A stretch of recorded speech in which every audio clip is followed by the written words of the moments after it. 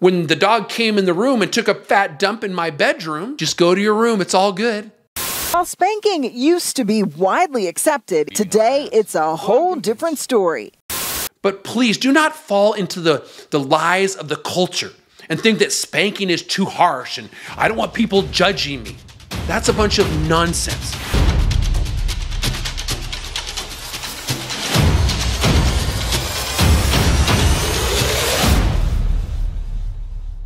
Well, welcome to Real Talk with Jordan Riley, where the real talk does not come from me. It comes directly from God's Word. And before we get started, please consider subscribing to our channel, giving this a thumbs up, and supporting what we do by going to realtalkwithjordan.com. On today's episode, we're going to tackle a very controversial subject, and that's the issue of spanking. Should we spank or shouldn't we? Now, you may be surprised to hear the answer, but please stay with me till the very end to make sure you hear everything that's discussed. So are you ready? Let's go. How to discipline your kids. Is spanking, corporal punishment, still okay, and under what circumstances? The controversy heating up recently after this video went wildly viral. A stepfather beating a stepson for allegedly dropping a baseball. Amy sat down with two moms, actually, Amy, on opposite sides of this issue. Really interesting. That's right. And that video obviously is extreme. That's abuse. That's not spanking. But the big question is to spank or not to spank. But it does raise the question, where do we draw the line as parents when it comes to corporal punishments? Now, don't get me wrong. This issue has a ton of sides and a ton of opinions. But before you get too emotionally attached or before you get triggered, please listen up. Because we're going to talk about things. We're going to break it down because there's a lot really to look at in this issue.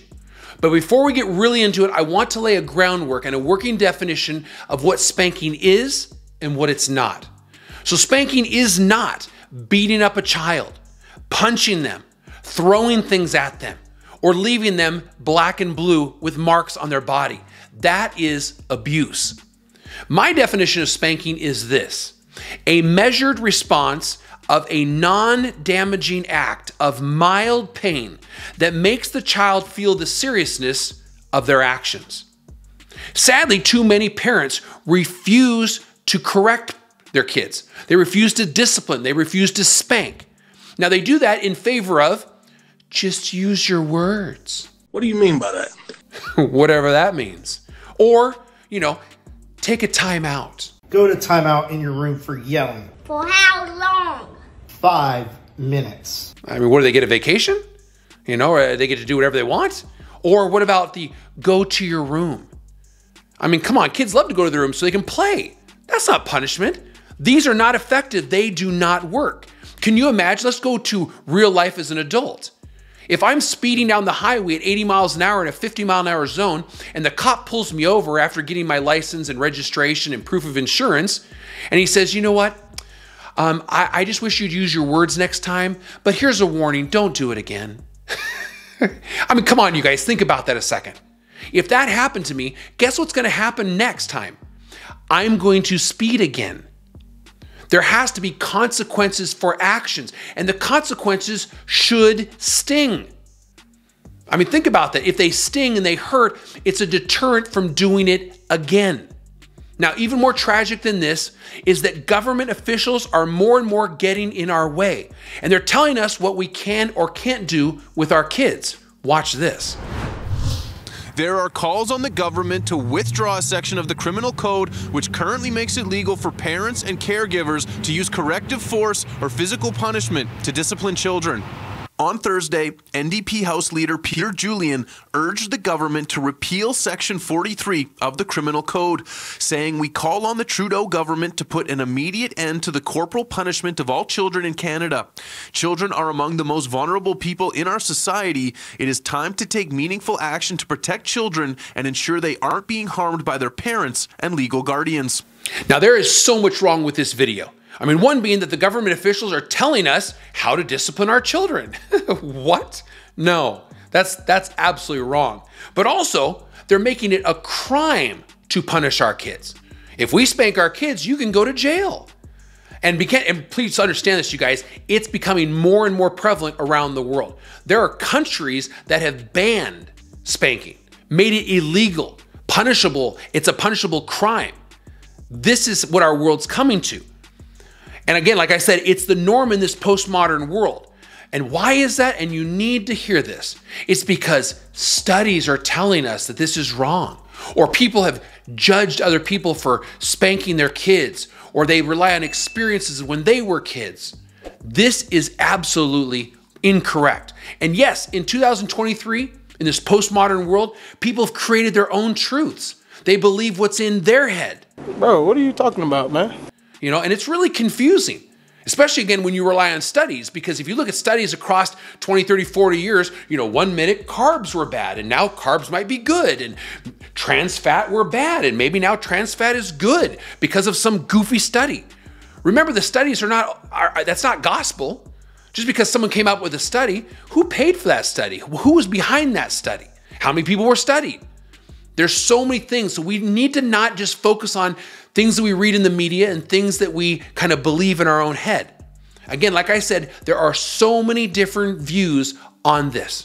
Watch this. Actually, really common for most parents to disagree on discipline practices. A lot of conflict can come up. Our views on spanking is typically based on our own experiences of how we were disciplined. While spanking used to be widely accepted, today it's a whole different story.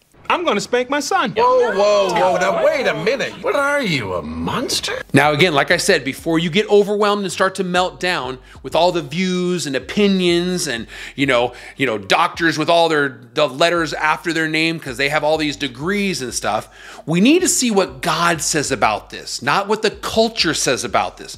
This is super important. Please stay with me because you're going to see something you may have never seen before. I want to ask you this question. I want to start with the baseline, and that is this.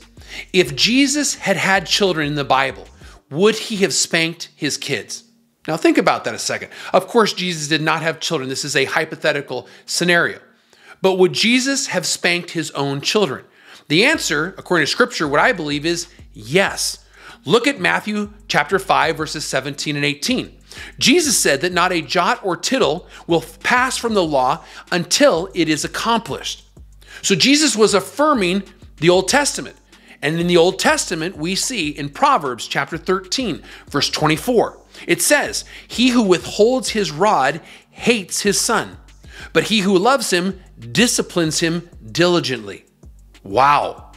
So if you keep back the rod, you hate your kid. That is some strong words. But let's keep going. Also in Proverbs 22:15, it says, "Foolishness is bound up in the heart of a child. The rod of discipline will remove it far from him." And thirdly, I want you to see this, Proverbs chapter 22, verse 6, it says, "Train up a child in the way he should go. Even when he is old, he will not depart from it." So you need to hear me say this, you guys. When you spank your child, it is actually one of the most loving things you can do, because if you don't spank them, they will grow up believing that sin has no consequences.